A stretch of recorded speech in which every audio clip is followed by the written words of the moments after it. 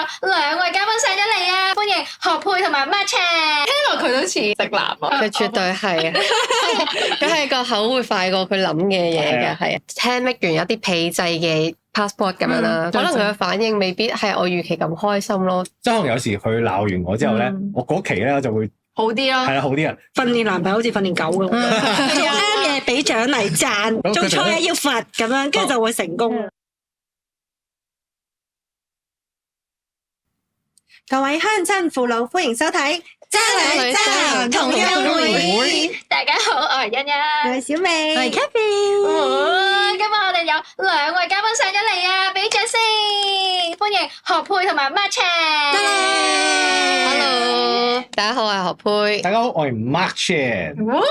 我哋係 H&M。Yeah， H&M。今日請你哋上嚟，因為你哋聽講你哋出咗首新歌喎，叫咩名啊？叫做不如浪漫一次。咁有默契嘅，係咯，夾晒啦，就係因為我哋兩個太冇默契，所以要練咯。係啊，練咗勁耐。我哋個渣男渣女同鄉會咧，我哋每次拍嘅時候都會有啲唔同，都有啲真係叻嘅。咁我哋今集就不如講下點樣浪漫一次法啊，好唔好啊？好。想知道你哋兩個對於浪漫嘅定義係啲乜嘢啊？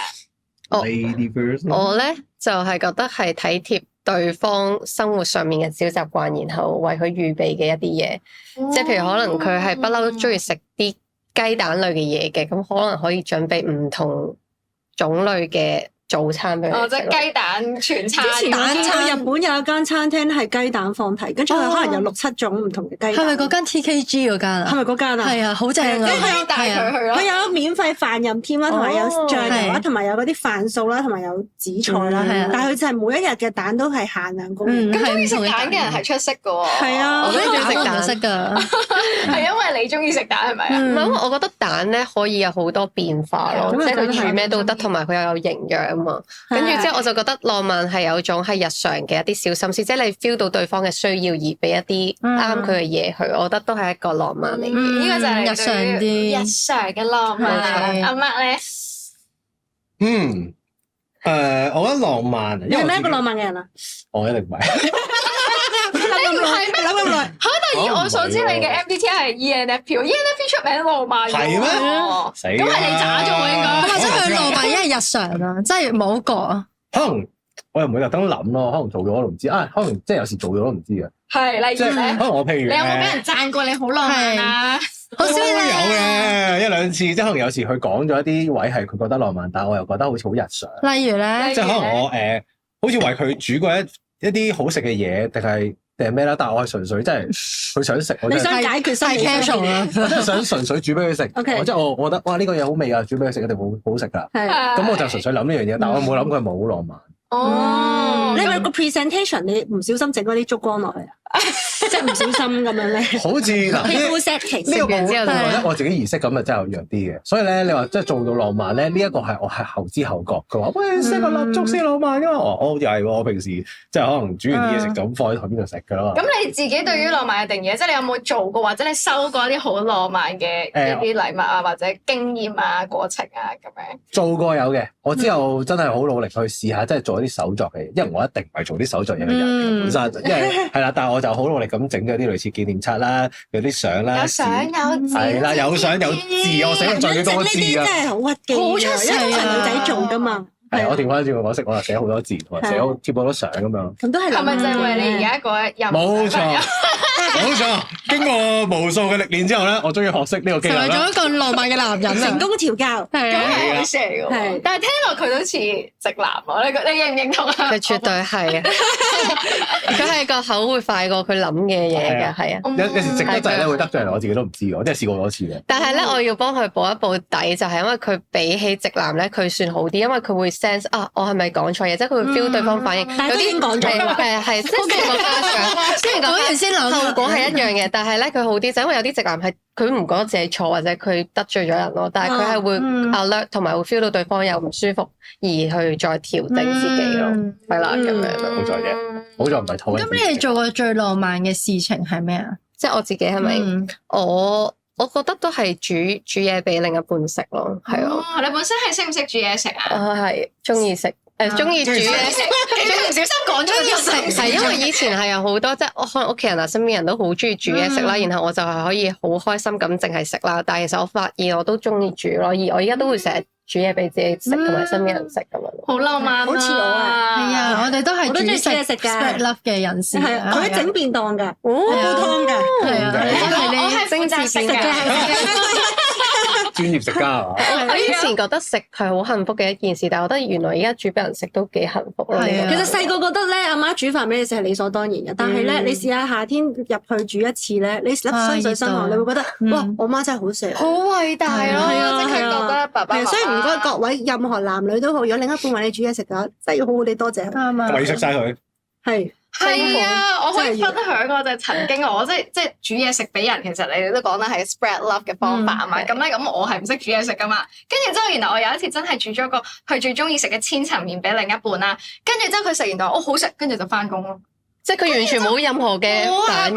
所以你自此你就唔想再煮嘢食啦。我以後都冇煮過。唔係真係係咪先？係因為要俾啲 feedback 咯，我覺得係嘅時候，你對方要有回應咯。千層麵都好多嘢，你又要我都係搞啊嗰個白煮肉醬出嚟又焗喎。佢仲要我唔識煮嘢食，但我為咗佢去學，然後整俾佢食，係咪好有心啊？跟住我勁傷心，佢 broke my heart 嗰個再見啦，再見。你哋要分手，我話嘅。OK，我幫你哋分嘅。係咁阿媽咧做過啲咩最浪漫？最浪漫因為手嗰個係啊相哦，就係嗰個相冊。手作嘢同埋我整蛋糕俾佢咯。哦，男仔整蛋糕，好 sweet 啊！嗱，第一我係好少食甜食嘅人嚟嘅，但係我覺得啊唔係啊，你女朋友應該幾甜㗎？我唉嗰個係 another level 係啦，我哋平時食嗰啲唔可以同佢相提嘅，並係啦，佢都 sweet 嘅。咁整咧蛋糕咧，因為我真係冇試過，我真係上網睇晒話整蛋糕要啲咩器材你。整咗咩蛋糕啊？巴斯克蛋糕。好難㗎喎，你要留心喎，唔係即係要焗到個表面要燶得嚟，唔是啊係苦到癲嗰隻好難係啊同埋你要自己，如果你本身冇焗開蛋糕、整開甜品，其實你冇嗰啲工具噶嘛。係啊我就係特登出去買咯，哦，好出色，好出色。係零經驗嗰次，我係特登走去間鋪嗰度，係咁成個成功嘅係咁兜，跟住仲有咩唔成功嘅？個樣咧係成功嘅，即係你望落咧係一個因為真係巴斯克蛋糕係咁嘅樣嘅。係啦，係靚仔嘅，同埋望落去真係呃到人嘅。咁就得啦但係咧係咩咧？因為我好驚好甜啊，跟住我嗰陣時咧，我撈完個漿咧，跟住我就咁試咗味咧，覺得甜甜地，我以為有啲糖已經夠啦。咁我就落咗好少糖嘅啫。結果焗完出嚟咧，個蛋糕咧嗰日仲要係佢生日嚟嘅，跟住我整咗兩個口味，一個抹茶同埋一個原味。你仲要整兩個味啊？茶應該頗為苦係咪？好苦兩個咧，因為我冇落糖，我落得我知啦，好少啊你。可以同佢講，咁我哋想同你同甘共苦啊嘛。係啊，你話 BB，因為你太甜啦，我都冇懷疑我落少咗糖。係啊係啊，甜啊！好勁，好甜喎！可能因為我望住你食。 OK 喎，跟住識 do 㗎呢兩個。就係我嗰陣時就係冇落足夠糖啦，跟住之後咧佢係點講咧比較苦咯，同埋個味咧真係冇乜甜味。嗰陣時仲要個蛋糕咧唔係淨係同佢食噶，因為佢屋企人都喺度嘅。哦，一齊同甘共苦。跟住係考驗大家演技嘅時候，你睇下邊個人。咁啊 OK 喎，OK 唔甜喎 OK 喎。跟住我記得嗰陣時係佢阿爸話：誒阿媽整咗蛋糕啊，喂試下先。跟住試完之後靜咗一陣。佢家姐又靜咗嘅，跟住因為佢家姐係整甜品係勁嘅，跟住佢兩個食完之後，唔請教下問你啊姐因為我諗住俾個驚喜，我以為自己整嗰個時候係個漿夠甜。唔係，但係好彩你整嘅係巴斯克蛋糕。如果你係整譬如海綿蛋糕嗰啲咧，佢個糖嘅分量你俾少咗範味㗎。係啊係啊，係就唔係淨係個味道嘅問題。係啊。哦，好彩你整巴斯克咋。哇！真係長知識喎。係唔係咁啊，，但係最後咧，即係阿最後尾寶欣有啲咩反應？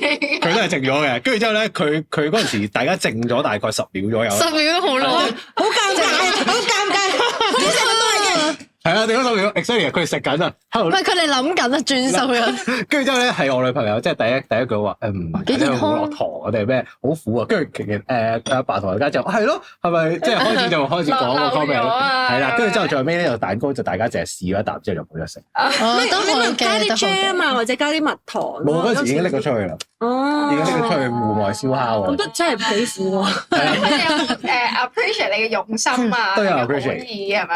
有就大家有冇覺得大家人生突然間冇咁苦。真係未食過啲咁冇味嘅巴斯克蛋，我自己食完都覺得哇咁難食嘅，跟住又健康啊嘛，健康。但係算好，因為我有 friend 試過咧，佢落糖咧，佢分唔到，跟住落咗鹽。我唔知佢整咩蛋糕。好笑啊！呢單嘢。我教大家分享呢個整開嘢嘅糖咧，同鹽擺埋一齊咧，糖咧，呢個係第一樣啦。第二樣糖係閃閃地嘅，即係有個令面㗎嘛。係啦。唔係啊，好危險啊！因為我有試過收過一個男仔咧，佢整嗰啲mousse cake 啦，跟住佢送俾我嘅時候，我話點解成個蛋糕咧佢喐嘅，佢有個膠條圍住咧，佢冇掹走，佢攞上嚟嘅時候流質嘅，跟住佢搞完一輪之後，佢發現自己係唔記得落魚膠粉。所以冇唔起。跟住我點樣做咧？其實係飲品嚟嘅嗰個，咁樣啜嚟飲。我成個攞咗翻屋企，然之後我就將個餅底同佢分開，然之後我就加翻一樣份量，再攪翻落去啊！即係你再後製翻咁樣啊？食得翻嘅，好勁啊！但係有另一個問題，食落去覺得，咦？呢個明明係一個士多啤梨嘅 mousse cake 啦，我話點解有咁草車味嘅？哇！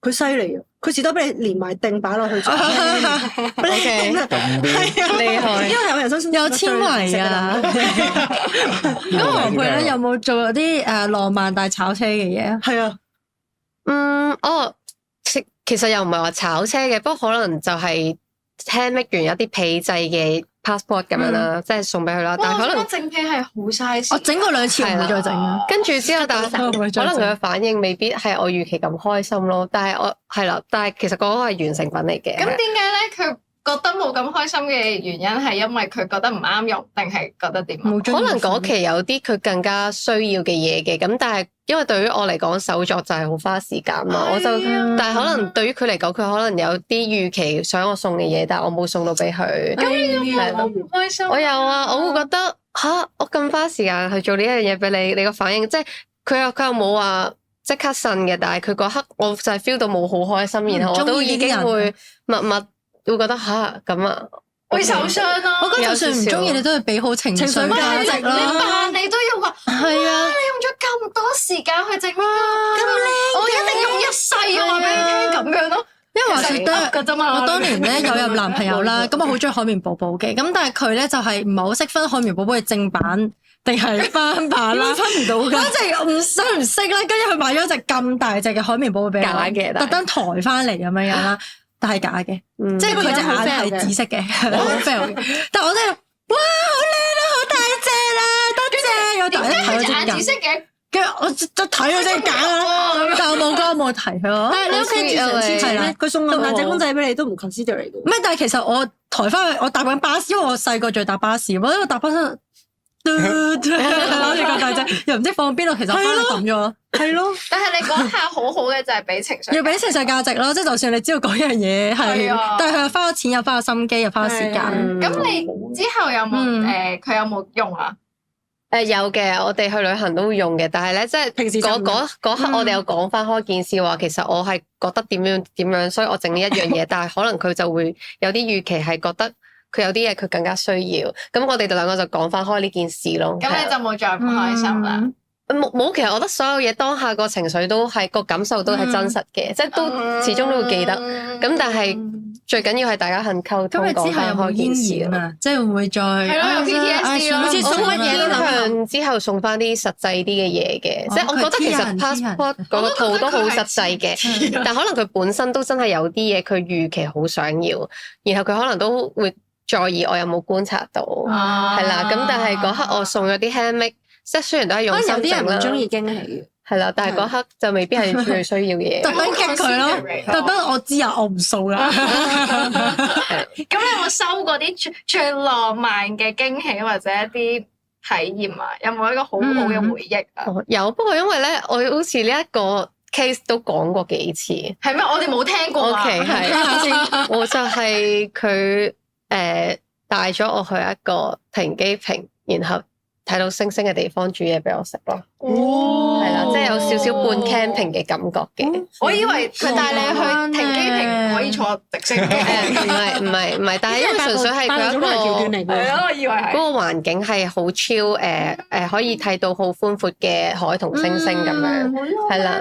咁所以就我自己都好深刻嘅。咁然後平時就可能佢都會可能安排一整日嘅嗰啲行程，然後就一齊去完成咁樣。我中意呢個係 quality time 方式嘅拍拖啊！因為我同 Austin 初期一齊嘅時候咧，我第一個生日驚喜就係咯，即係佢就係你淨係執幾套衫褲，而家落樓 Uber 上 Uber 得啦咁樣，跟住上完就係直接接咗去碼頭，跟住佢已經準備好晒啲和牛啊、嘢食啊、啲 camping 嘅所有嘢，佢自己孭晒上身，跟住就直接搭船去 camping 咯。好 sweet，跟住我覺得係哇太浪漫啦，好食啊咁樣咯。同埋呢個配置咧係有海啦，有星星啦，跟住再加埋佢自己煮嘢食，呢個配置係我覺得係無敵咯。係咯，佢用咗好多心機，你會知道佢用咗好多預備時間咯。係啊，同埋就會覺得都好 enjoy 做食嘅嗰一個咯，係啊，即係我覺得係咯，你就係為我預備呢啲嘢。咁係即場喺嗰個停機坪度煮啊？係啊，即係佢開嗰啲露營嗰啲 set 咯，即係 gas 爐咁樣開。好中意啊呢個，即係你就可以躺平咁樣望住自己心愛嘅男人煮嘢食俾自己食。我覺得開心係一路煮一路傾偈嘅嗰個時間，即係大家有認真 deep talk，覺得好好。好 sweet 啊 ！NF 佢講佢需要嘅嘢。係啊，我聽我就要聽中意，因為我都係 NF 係啊。我哋兩個都係 NF，所以我都有將呢一件事放咗喺首歌裏面嘅，即係有嗰個邊一首啊？有，即係晚餐星即係睇星星咁樣啦。邊一句嘢你唱嚟？唔係，其實 verse 嗰度細數這片星空，不知不覺一起一起搜索多少快樂。死啦！自己唔記得咗呢首歌。放開心裏不安，一於跟我從繁星之間談過，也不必難過。會心的微笑，每天感動我，在心中大叫。哇！又可以即刻起手，都唱得咁好聽。即刻起手，唔係因為我哋係歌手，好聽啊！係啊，點啊？冇錯。有 chemistry 就好啦。想知道就係咪就係因為呢一啲嘅浪漫經歷，所以你就諗到想寫呢一首歌啊？哦，因為其實咧，一開頭嘅合作真係源自於我同阿媽，即係可能大家有一齊玩啲歌啦 cover， 然後我哋就慢慢發覺大家把聲其實幾夾，咁然後覺得既然夾，不如真係一齊整一首歌啦咁樣。咁一開頭咧，其實我哋冇諗話要係愛情嘅嘢嘅，係諗住有啲正能量 vibe 嘅嘢啫，做咩啊？做乜笑啊？做乜笑啊？ Okay， 正能量嘅 vibe 咧咁樣啦，咁然後但係寫下就慢慢就走咗去真係愛情嘅路線咯，係啦。個原因係因為我上年去咗好多 wedding，咁我就喺我啲朋友身邊要去 wedding 嘅年紀，感受到好多愛，好多紅色炸彈，係啦，愛同幸福啦。咁然後我就所以就中途都滲入咗好多呢啲嘅元素，就係咁咯。你自己對婚姻有冇嚮往啊？我覺得啊，如果遇到一個人，你真係覺得可以同佢拉埋天窗嘅話，咁都會有嘅。係，但我冇話覺得一定要 fulfill 啊，係某一個歲數就一定要結婚啦。咁我覺得冇。咁你諗想像中浪漫嘅求婚，係咯，係點樣？有冇聽到？係啦，係點嘅咧？浪漫嘅求婚，浪漫嘅婚禮係點？我覺得係淨係兩個人咯。哦，你係中意兩個人，即係低調嘅，唔需要話喺條街度I love you 嫁俾我啦。即係有啲似嗰啲 camping，又係睇星，跟住煮下又食求婚咁樣。我覺得食緊西餐，總之嗰一刻係我哋兩個嘅 moment，即係好簡單，可能就係台上面得兩杯水嘅時候做呢件事，可能都 OK 咯。即係可以係好不經意嗰刻，好似大家個 feel 啱，然後就可以結婚啊，做呢一下咯。都唔算好高 standard 咯，咁樣即係真係好日常，然後真係唔係㗎，你要將嗰個氣氛推到去嗰個互相好愛嘅時間，得兩杯水喎，諗下先好難。係即係，但係我覺得個 timing 都要好好嘅，即係譬如可能嗰刻我好鬧交嘅，或者我覺得好唔舒服嘅，你唔好同我做呢一樣嘢，可能我都未必 OK。捉嗰個 timing 係好難，真係好難嘅。我有聽過有個 friend 個求婚去沖完涼出嚟，發現個男朋友跪咗喺度。做咩？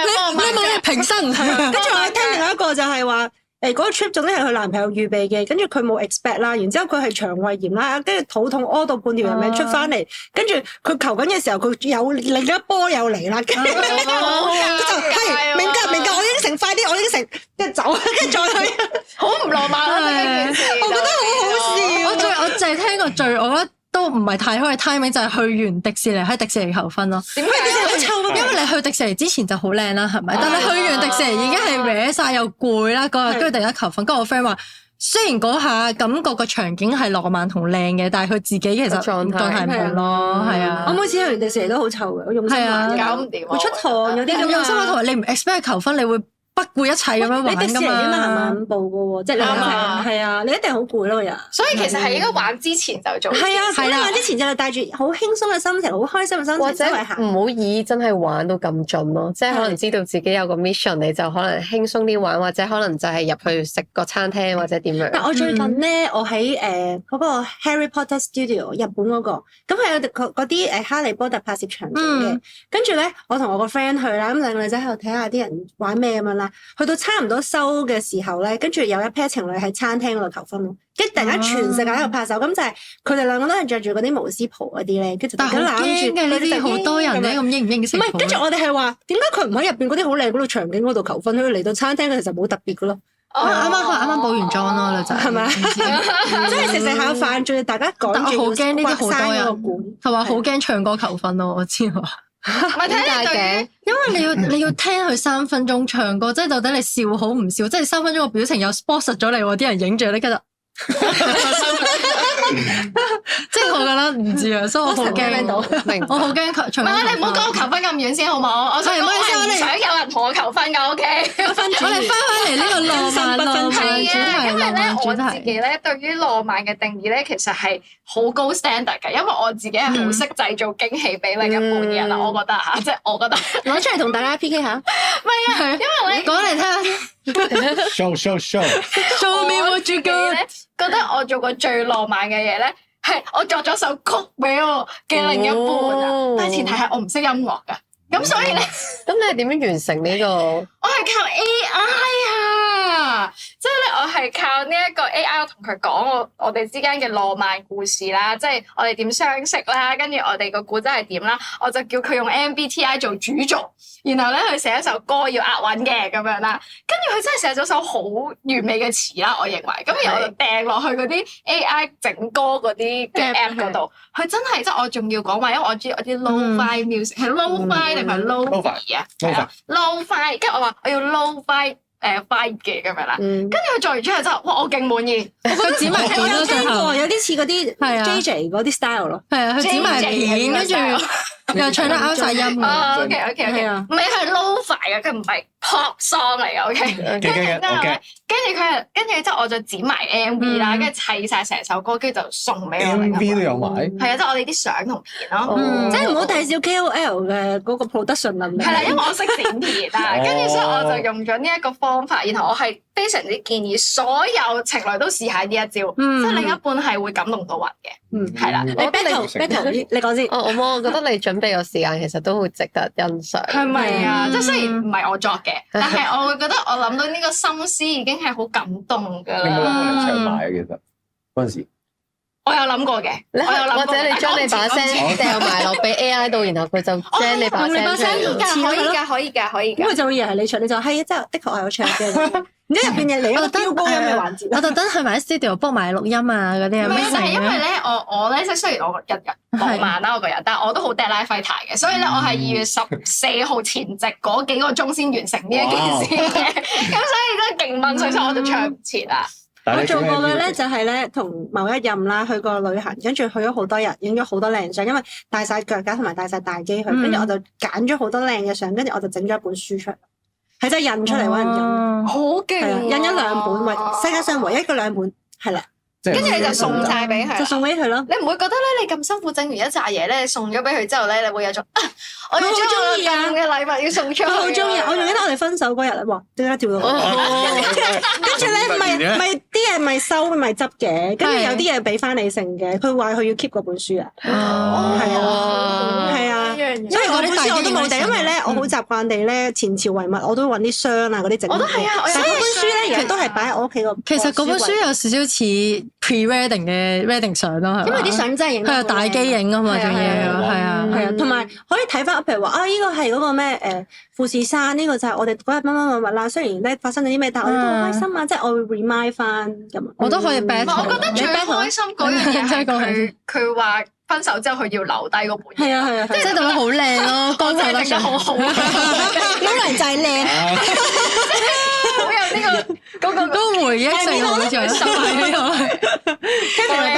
係啊，我記得我之前咧嗱，即係因為我覺得咧，我織個頸巾啦，我每一任男朋友每個生日都會整蛋糕啦，呢啲已經係家常日常啦。中學大學係啊，呢啲日常。我之前咧就係整個，我由11月中開始整咗個倒數 calendar 咯，我係跟埋佢個行程，每一日有啲乜嘢去 prep 嗰一嚿嘢係啲乜嘢咯，即係例如嗰日。倒數 Canada。即係由11月，即係我係攞個紙皮箱啊，自己切咗一格格，即係好似人哋嗰啲 Every Canada 咁樣，係啦。咁佢每一日就會開一格咁樣啦。咁我係會趁，因為嗰陣咧，你知中學嗰陣都有啲 control freak 㗎啦，咁所以咧係會知道大家嘅 schedule 啦。咁所以嗰陣就唔需要帶頭係啊。但係中學有咁多 budget 咩？冇㗎，所以每一份禮物都係小禮物咯，或者係跟佢 schedule 係啦，即係可能又有一個啲性玩具啊咁樣，即係。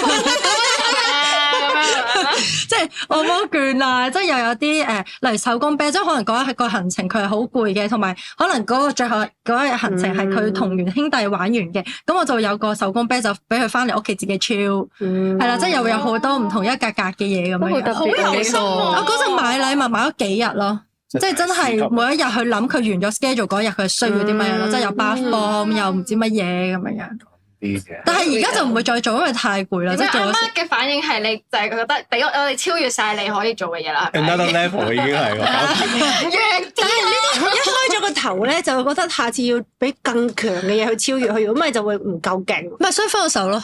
哦，哦，唔係唔關事。我哋今日嚟講鬼故啊。但係我想單純咧，我想講咧，我成日覺得好浪漫嘅事情咧，係每次都會對每一任做一次，就唔會再做。我都係咁諗。我覺得係咁啊，即係好似重複啦。係咯，唔會重複咯。即係好似啱啱好難同佢講話去整嗰個手工 passport。係啊係啊。我之前整個銀包啦，係哇高 level 好多，你要有間隔噶嘛。整咗8個鐘咯。我整咗10幾個鐘㗎，我記得喺個 studio 度漚咗一日啦。跟住之後，然後佢收到我要佢用一世咁樣咯，佢好開心嘅，好彩咁樣咯。係啊，但係我覺得呢啲做一次就唔會再去下一個。唔係，我都唔會想同一樣嘢做擺喺唔同人身上，好似冇乜誠意咁樣。係啊，所以啲 quota 即係再拍多幾次。冇啦，而家已經，所以而家就係齋食飯啦。但可以俾你參考下，即係我會覺得我收過最浪漫嘅咧，我曾經我有講過㗎。係最浪漫嗰個咧就係好誇張嗰個。佢買咗部噴雪機翻嚟喺佢自己屋企嗰度噴咯。但係清理係有工人㗎嘛，有工人㗎嘛。即係真係㗎。唔係啊，即係佢坐地嘅，跟住之後然後咧，佢就煮咗餐晚飯俾我，然後咧佢再自己用 Photoshop 改咗張戲飛，跟住就係當日當刻嘅，跟住然後我哋就睇一套戲咁，佢印埋出嚟，咁然後就一路。好高 standard 啦！食住呢一個燭光晚餐，然後睇住套戲，然後就一邊噴雪咯。真係好高 standard 呢個。我唔追求呢啲，但係真係太癲。我覺得個 setting 可以拍 MV 啊。係咯，超級浪漫㗎。MV setting 嚟㗎呢個真係。係啊，佢本身就係一個導演嚟嘅。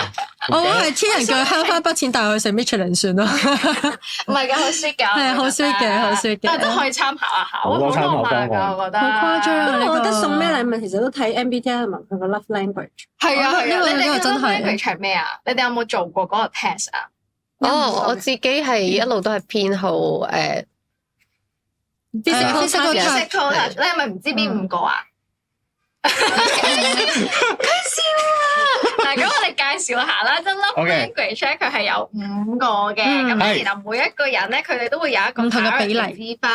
咁咧有啲人咧，佢哋可能就會着重於一個肯定嘅語言啊，即係你單從咧人哋嘅一啲口講嘅説話，你就會 feel 到好被愛啦，或者即係成日要講愛你啊、掛住你啊、有你喺度就夠啦嗰啲咁樣啦。咁而第2個咧就係精心嘅時刻，即係 quality time 啊，即係兩個人係一個好有質素嘅時間 spend 一齊，有無論做咩都好，嗯跟住就係呢個就叫做 quality 我突然間想 time 啦轉添，咁跟住第三個咧就係叫做送禮物啊，即係一個 OK gift 哦嘅 service 啊嘛，代表。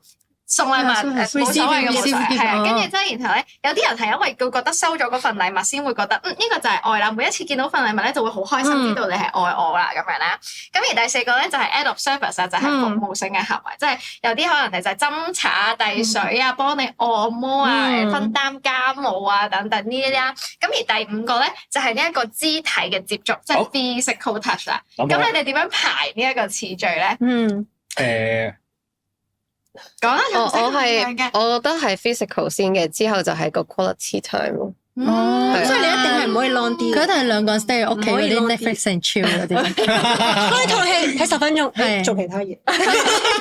去廚房攞生果食啫。嘅都將嗰個 physical touch 擺得好透，我好似第二咯，其實因為有種你唔使講啲咩，唔使做啲咩，你就係好直接咁 feel 到對方。嗰個溫度係咪啊？係咯攬攬錫錫係咪啊？我超中意啊！唔一定啱啱實實㗎，即係可能咁樣，可能你咁樣歪咗，我一定要或者咁樣歪咗，咁樣開心咯，係啦。係啊，歪嘅咗。我比我想象中低啲咯，呢一個 physical touch。係雖然我口講好鹹濕，但我中意 quality time 多啲咯。係咪 quality time 都好重係啊要。 ，quality time 兩個人 spend time 好緊要。我覺得兩個不相伯仲。係啊，嗯邊個係最唔重要啊？後輩你覺得？嗯，即係擺得最後啲嘅。可能係送禮物，係咯我都係，我都係。我哋我都係係啊，係啊。但係你咧，你最到你咧最 top 係你排啊，你咩？排啊。 top 係 physical，我之後哋又係 physical last 係禮物，因為我自己冇乜物欲㗎，所以你送咩禮物俾我都 OK 嘅唔好，嘥錢啊！係咯係啊係咯。咁啊，我同埋冇乜，即係你送俾我又唔會特別有啲咩需要咯，自己本身係咯。嗯，跟住之後，我覺得攬，我中意攬嘅，因為我自己咧好少講嘢。啊，出嚟即係我唔係一個講嘢講得好，即係我又唔係浪漫嘅人啦，講嘢。即係佢同你講愛你，你會 feel 到嘅愛係少過佢無啦啦攬住你。 Yes 攬住我， Great，攬住我係有 feel 㗎。 OK OK，齋講冇 feel 噶嘛，係説話係個溫度爭啲㗎。但係你説話係最第一我係個。好着重説話㗎，唔知點解。係啊，我會將呢一個放喺我嘅第一位咯，因為我會覺得我聽到佢覺得我重視我啦，愛我啦，或者擺喺我喺第一位啦。即係雖然有啲人咧，你哋就會覺得得個講字唔係説咁樣話可能有機會可以呃人，但係做出嚟嘅嘢係未必。冇得呃人。但可能因為我唔知，即係我硬係覺得，如果你講，即係當然你會覺得即係做嘅都緊要，但係如果你講埋出嚟咧，我就會更加 feel 到咯。即係而唔係我中意估估下咁樣係啊，嗯因為我會覺得你唔講咧，我就會有一種覺得。即係譬如一啲按摩啊，幫你分擔家務啊，或者斟茶遞水嗰啲，其實佢可能對佢媽媽啊，或者對佢身邊嘅朋友，佢都可以咁樣做噶嘛。但係佢講出嚟嘅愛你，你唔會隨口。但係講嘢唔使成本，做嘢要成本咯。唔係咁兩樣都要咯。係佢偏好言語係偏向多啲。其實佢全部都要。全部都要。唉，唔揀啊！唔係，你哋講完啦，跟住第二個應該就係咪有個叫講嘢情緒價值定係 I 唔係 love 唔 you 係嘅肯定 Words of affirmation 啊，係啦，係啊肯定嘅肯定一係就第二，一係就第三。我第二可能係講 I love you 嗰啲咯，嗯，係啦，跟住肯定。其實呢兩個咧，2、3我都做緊，我好努力咁做緊。好努力，點解要付出努力嘅？因為我自己本身講嘢嗰方面咧，我係一個點講咧？你叫我 talk 唔識 shit 咧，我可以點表達 talk 好多 shit 嘅。但係你叫我講咧，我想問呢個係咪粗口嚟㗎？係啊， shit 唔係啊，shit 係代表糞便啊。係你中意咧，係繼續。跟住之後，我覺得我講廢話，我真係好叻。咁係咪成日都分唔到你係講真定講假？如果我講真咧，我就會唔好講廢話啦，就會 skip 咗嗰啲廢話嘅。即係你肚餓就會食飯啊嘛。係啦，咁我就會話我而家好肚餓，我而家唔會話我好想食嘢啊，即係唔會哦，記唔記得？即係我會好直接地想表達單一樣嘢咯，就唔會講咁多兜咁多圈。係啦，咁我就依家努力緊，因為我自己講得太多廢話，有時候咧講啲肉麻嘢嗰啲，講啲真係想好似講緊笑自我感情嘅嘢咧，就會覺得唔知啊，好似冇咁認真啊，感覺係啊所以我而家 twist 緊咯。係對方覺得你冇咁認真。係啊，我覺得男生普遍上好似都係少啲用言語表達到自己咯。係啊，我覺得係啊特別係我自己本身咧，對形容我自己情感咧，我係特別唔識點樣講嘅，嘅即係我係比較容易，即係我成日都笑啦，但係你叫我表達一啲負面嘅情緒嘅時候咧，我會將佢收得好掂咯。所以你有時候我哋喺溝通方面咧，經常都會有爭吵，就係佢好想我係咁講多啲嘢，即係大家言語上溝通。但係我一嬲嘅時候咧，或者我唔想講嘅時候咧，我係你會封閉極度沉默，咗咯。係啦，我係靜到咧，我口係越，即係我心裏面諗好多嘢，但我口唔會打開。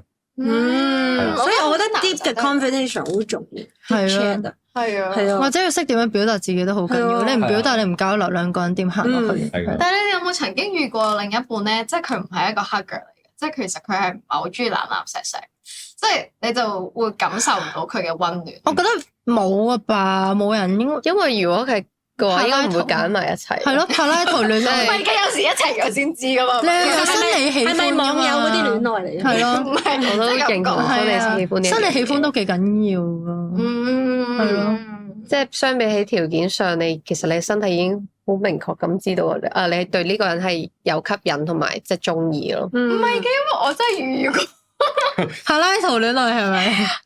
讀書會、佢係比較。自修室，即係佢就係佢唔係好擅長去表達佢嘅情感啦，嗯咁可能佢口講咧，佢又唔係好識表達啦。咁佢通常都係做多嘅，但係佢做就係即係啱啱我所講啱啱嗰啲生活上嘅小事，佢會做俾你，但係佢唔會好主動攬你，唔會好主動錫你咯。即係我真係有遇過，你笑咩啫？你唔好笑，咁就每一次都係你做，每一次都係我做主動㗎。知道你嘅記錄對象啦。咁樣有啲攰喎，我覺得。係咯，有啲攰喎。我有時我行100步，唔係我行99步，希望佢行1步咯你知。唔知我當年咧，即係同佢一齊瞓嗰陣時啦，係跟住佢係咁樣瞓㗎咯。好安詳喎。你有冇打翻開翻笑啊？即係因為佢係會覺得，即係大家都唔係真係咁 friend 住，得可能啱啱一齊好耐啊，或者即係係一齊咪最濃烈最高嘅咩？最浪漫嘅咩？佢就係有嗰個咧嗰個身體嘅界線咯。佢係唔敢，佢係唔敢，就係話你係咪 gentleman。佢嘅第一個啊？唔係啊，唔係就係唔係佢單純 gentleman。咁可能佢真係單純 boy，即係佢比較係咯單純嘅咩？單純 boy 咯。嗯咁你有冇撩佢啊？有梗係有唔係你啱啱嗰啲先，即係可能有冇挨啊？你或者挨手啦，當枕頭啦，我挨呢度得唔得咁？唔係，即係我懷疑佢就挨一挨嗰啲咧，佢已經腎上腺素飆升到100嗰啲好咯。咗，咁幾好玩，幾好玩。我中意喎。真係純情到咁咯，所以我真係有呢個問題真係想夾玩佢咯得我一個遇到，OK never mind。冇嘢做。唔係咁就係阿媽，你就係會唔會俾另一半就係投訴你啊好直男啊咁樣？有冇試過呢啲啊？咁每日都有1/3時間都有呢個。好得意噶，直男呢個字係應用男仔嘅，就冇直女嘅其實。但係因為我覺得我係直男得嚟係鈍咯，哦，係偏鈍但係你嘅。受唔受教先？都受嘅，我受嘅，咁冇問題啦虛心受教嘅。咁冇問題但係受教完之後咧，會唔會 get 到咧？就可能有啲即係聽又聽咗啦，咁做抄住就未必先係啦。即係憑咩唱呢個浪漫一次啊？你我覺得我有經驗，我已經進化咗，我覺得已經所唔係以所以就係浪漫一次咯，唔係浪漫 N 次咯，你明唔明？就一次咧，一次係唔 standard，多一次，至少一次。 standard 如果可以多幾次就最好啦，係啦係啦係啦。即係個理念就係一次之後就會有更加無數次。因為我哋不如啊嘛，即係我哋呢個 question 嚟噶嘛，睇下做唔做到啊嘛，做到呢首歌就最好啦應該係俾啱啱一齊嘅人聽啦，定係未一齊啊？定係？但其實咧呢一首歌咧，我哋嘅目標其實係一個結婚歌嚟㗎。哦，係咩？哦，因為其實你哋聽翻，可能前面就一路講，可能大家日常一啲互動嘅好深刻嘅情節啦，然後去到 ending 就係説到緊煙，唯獨你眼中不變，即係其實都係有種婚禮致辭嘅嗰種感覺咯。哦係所以原來我哋啱啱求婚係冇 off topic 㗎，我哋可以繼續講多。啱晒啦！我有聽首歌啊，但係我聽嘅時候我 feel 到好 sweet 嘅，但係我唔知原來係求婚。我可能因為你要聽埋個 ending 咧，即係其實嗰啲但係呢個 MV 就 string 係最後嗰幕係唔係唔開心，跟但係開門。其實係睇大家點睇呢件事，哦可能係再試一次咯，再試一次。係啦哦，係啦，同埋就因為有時候雖然我哋目標都係希望大家婚禮可以播呢首歌啦，但係可能 MV 嗰陣時同導演傾，佢又有另外一個呈現方式，咁同埋佢係有一種係大家都曾經經歷過個浪漫時刻，或者為對方試一次啦。我哋會唔會係一個咁樣？可能大家係咁嘈啦，或者已經分開咗嘅時候，可以再為對方再試一次咧？呢一種，所以其實就係睇你點樣其實 get 係啦呢首歌，open end 嘅咁樣。嗯，因為愛而行多步啊嗰我啲，覺得好真啊，都幾好我行咗好多步啦已經，所以我好努力你唔好投訴啊！咁冇投訴冇投訴。都有冇行足佢嘅步數先？其實有嘅，嗱，如果真係要真係據我自己統計咧，對比翻咧，我自己係真係比較被動嘅。你付出咗幾多% 嘅主動啊？有冇人喺呢段關係入邊？即係可能有時佢鬧完我之後咧，我嗰期咧就會好啲咯。係啦，好啲啊。跟住隔咗一期咧，又唔記得咗啦係啦，又會唔記得咗，跟住可能又要俾佢鬧多次，之後我又記得返。跟住又做翻自己啦，係啦，係咪跟住之後可能2-3次之後咧，就會開始慢慢記到個腦，喂係時候要做啲嘢咁樣。咁有啲人話訓練男朋友好似訓練狗咁，做啱嘢俾獎勵讚，係做錯咁佢哋呢嘢要罰咁樣，跟住就會成功啦。呢個感覺其實都嗱，如果講真客觀嚟分析，我都覺得似嘅，佢講嘅咋，佢講嘅咋。少少嘅。咁阿媽你係被動多少少啦，咁阿豪佩咧你係主動俾浪漫多啲，定係被動收浪漫多啲？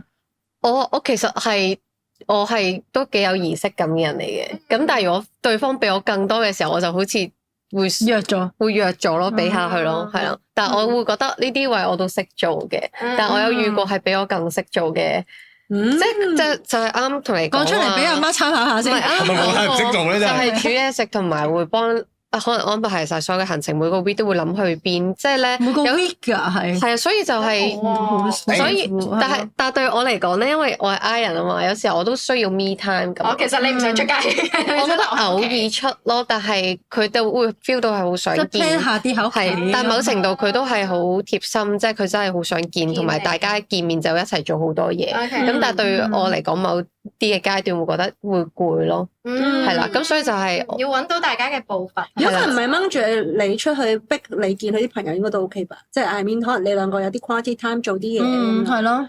係嘅，但係主要就係當 feel 到對方好 full of love 嘅時候，我就會好似會做少咗咯，會自然，因為對方已經好俾好多嘢啦，咁樣咯。但我覺得咧個個禮拜咧plan 都唔係最出色。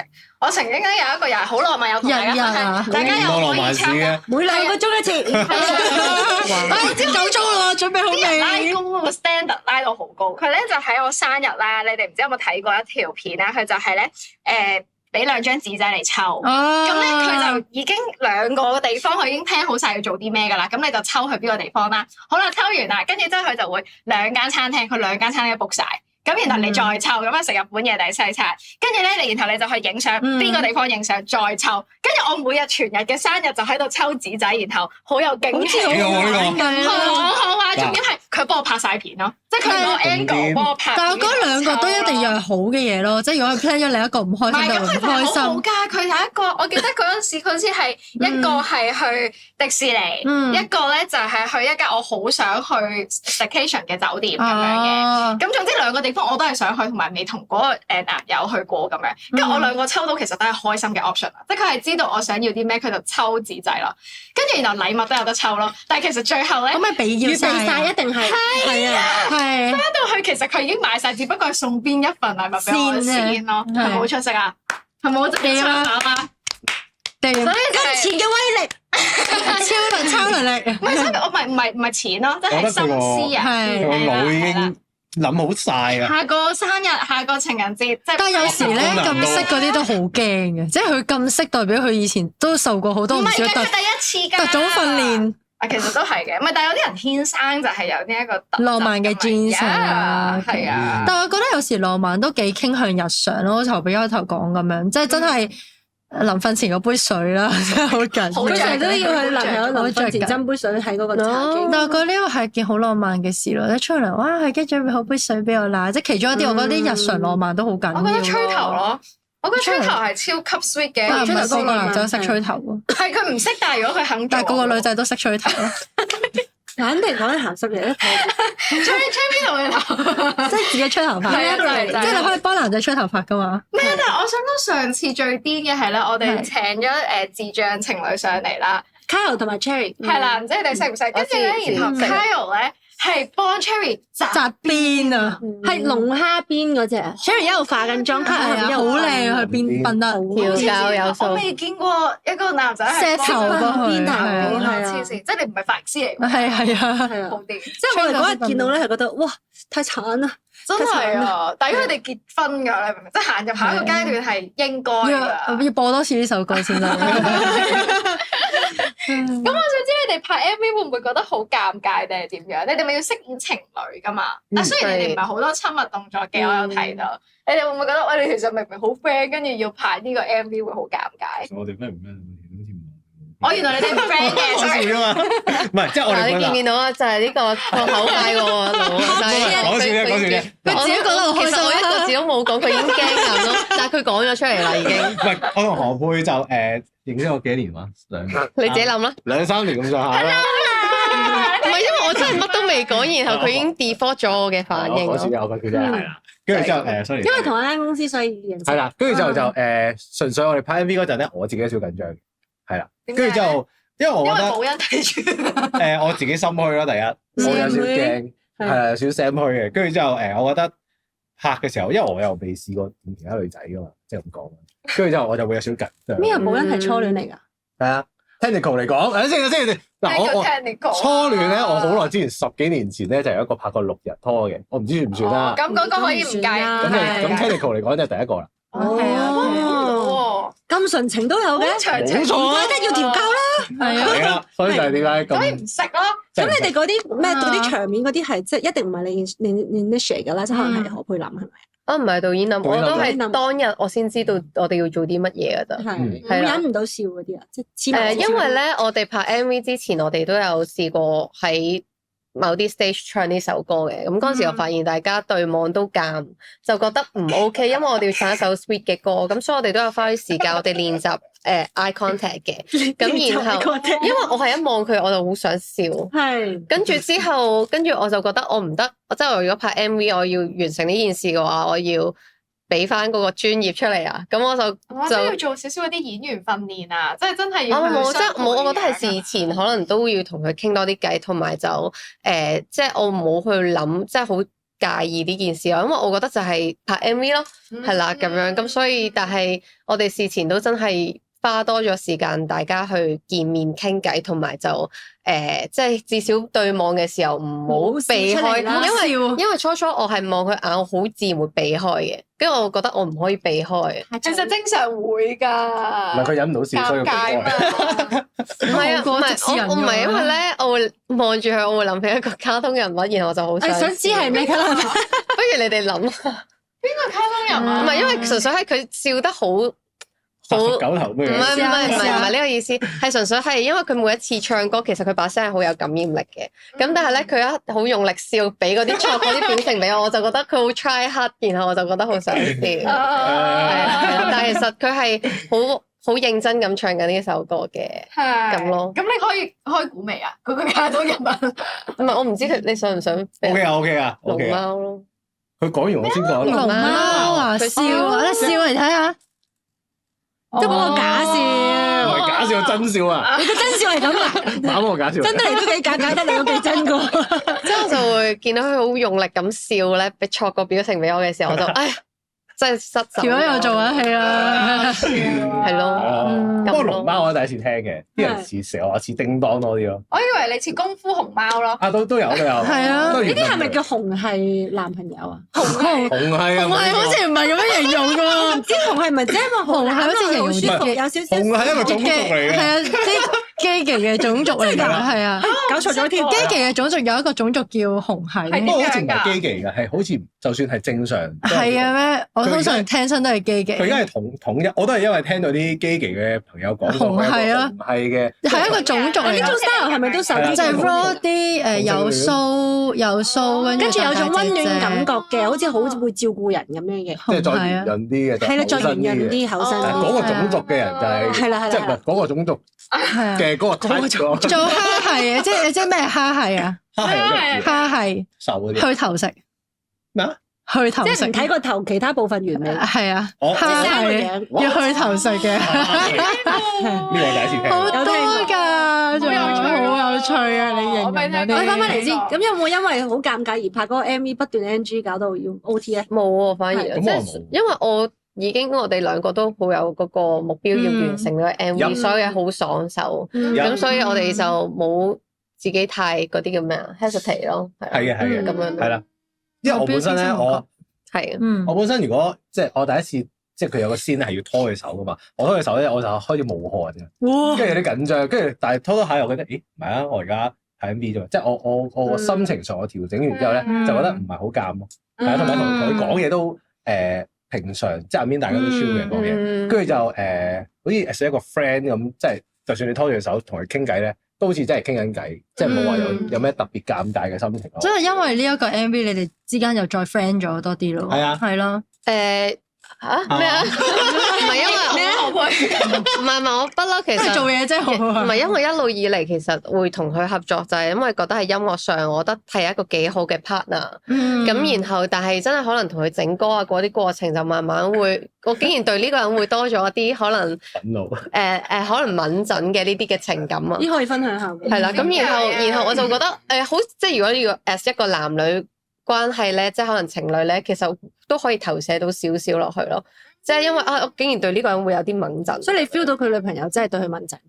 我就好似有時候會同佢講，我終於明點解保恩會咁樣，即係會覺得你點解會咁樣唔明㗎咁樣，即係會我想嬲問你哋咯。拍嘅 MV 嘅時候，保恩係咪喺度㗎？喺度喺度。哦，OK。我諗如果保恩喺度啊，佢應該會好尷好尷佢應該會我應該完全唔會夠膽掂佢 function 唔到咯，佢應該會 function 因為你真係會 Sam 去，但係其實冇嘢好 Sam 係啊，冇聲好聲佢，因為我記得做工作啫嘛，係我記得有一次係同咖喱拍嘅，嗰次咧仲要同咖喱係唔熟噶嘛，跟住勁緊張，跟住保恩喺度，你攬佢啦，你做咩唔攬佢啊？咁樣，嗱咁正常攬係應該要咁樣攬，即係正常喺背脊你都硬晒太唔係咁樣。我係咁樣攬，但係我係呼喉。呢啲叫 hold hands 啊，係 gentleman 嘅表現，OK？係啦，所以我就會覺得我會有啲驚咯，我自己知我驚咯，但係我有即係可能依家我再心態轉換咗之後咧，我覺得今次拍完之後咧，我覺得心態上我自己就會再正常好多咯。係啦，本身太唔正常咯，我人。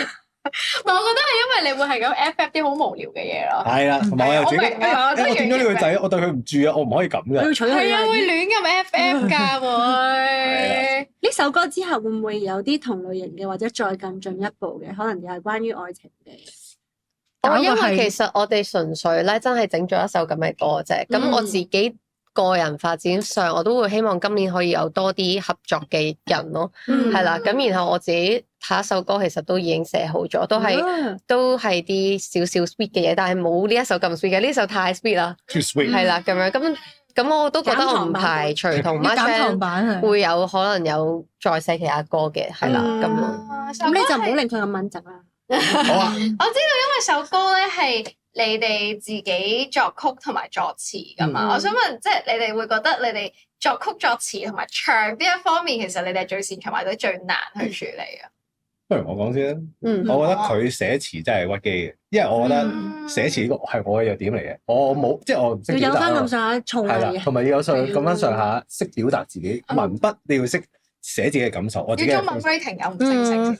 係啊，我覺得係文筆上係我弱點咯，所以我覺得佢今次寫份詞咧，其實我睇完份詞咧，哇，有啲位都幾有 picture，都幾感動喎。即係我有一下咧，我聽完之後我話啲酸眼濕濕嘅。真係㗎？點解你冇同我講過嘅？嗱，呢個就我平時收埋喺心底啦。係咯，如果你咁講，我都會好開心咯。係啊但係啊係你唔講我就係啊因為咧有幾次我 send 出 group 啦，跟住之後咧你都好似我唔記得你 comment 點解，我覺得我寫得咁辛苦，係咩？哎而家冇呀， feedback 冰釋前嫌，冰釋前你嫌。話我哋係咪要及時説出口啊？即係你中意呢份詞，你要話俾對方聽。原來你有眼濕濕，我而家唔知啦係，因。為我係後期我睇完之後再翻睇啊，我聽埋個歌之後咧，我就有眼濕濕嘅，但可能當刻我冇講清楚。 OK 但我睇完之後，我覺得係 wonderful。識啦，而家調教加入。係啦，跟住我覺得佢寫詞就互補到個問題咯，係咯。跟住我覺得唱我就冇乜擔心嘅，係啦，所以我就覺得係寫詞呢 part 我都係啦，作曲我都唔係好擔心嘅，寫詞就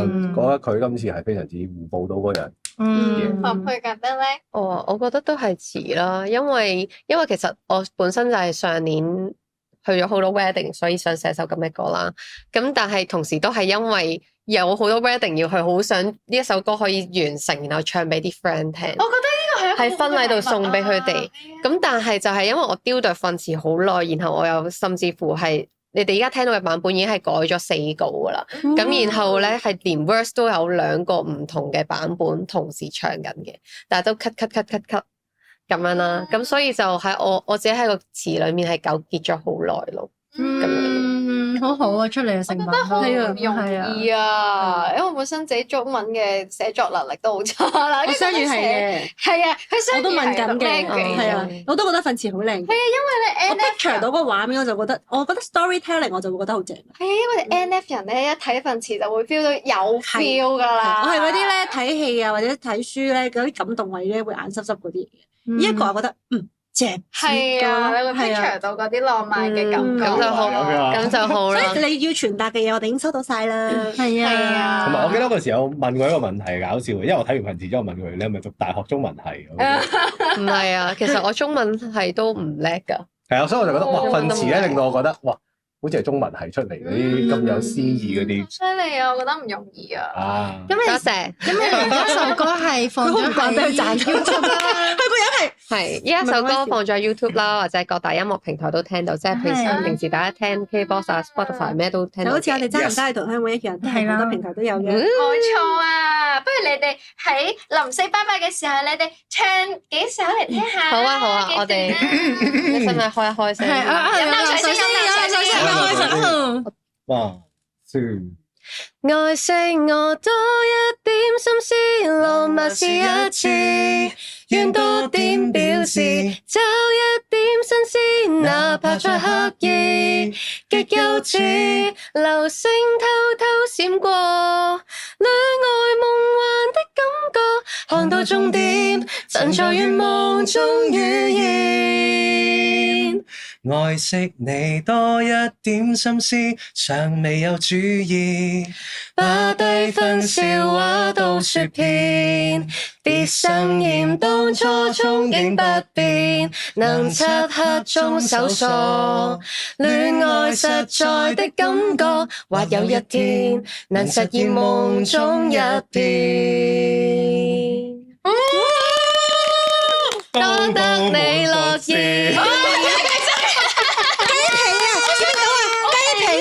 係啊，哇！起晒雞皮，係不過有少少萌咯，有啲感冒。你係咪唔舒服啊？都 OK 有啲感冒。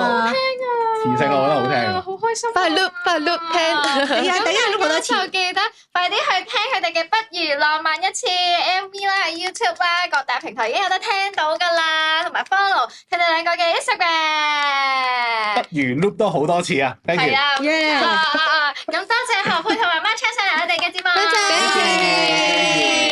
咁大家如果中意呢條片嘅話咧，就記得 like、comment 同埋 share 呢條片出去，仲有 share 首 MV 同埋歌出去。如果中意嘅話咧，就記得 like、comment 啦，同埋 subscribe 我哋嘅 channel， 撳埋個鐘仔，咁以後咧出新片就會收到噶啦。咁我哋嘅 podcast 咧就會喺 KKBox、Spotify 啦，同埋 Apple 度聽到嘅。Yeah, good。好啦，多謝晒大家，拜拜。最後嚟到感謝高級會員環節，我哋有 JM 有 Westwood 同埋 Ryan。如果想俾我哋多謝嘅話咧，就記住要做我哋嘅會員啦。我哋有沉船仔、火食兵、霸道總裁，同埋俾我哋多謝嘅揸唔揸女級別，快啲嚟啦！冇錯，拜拜，拜拜。美食有分好多價位噶嘛，所以咧我哋而家咧首先會由最低價位開始討論起嘅，咁就係50蚊樓下青蟹級嘅美食。葵廣入邊嗰間西班牙炸油條，好咩名話食噶 Honey Churros 係咯，我記得佢老闆娘都好靚啊，好鬼好食食喎 Churros 街嘅咩？我冇食過添。好食噶，你哋竟然冇食過？佢喺荃灣嘅。講起嗰個大角咀咧，隔離咧有一間咧，呢一間咧都係自己嗰啲小店，即係一兩個人經營嘅，真係好細間鋪，好鬼逼嘅，然後係好好食。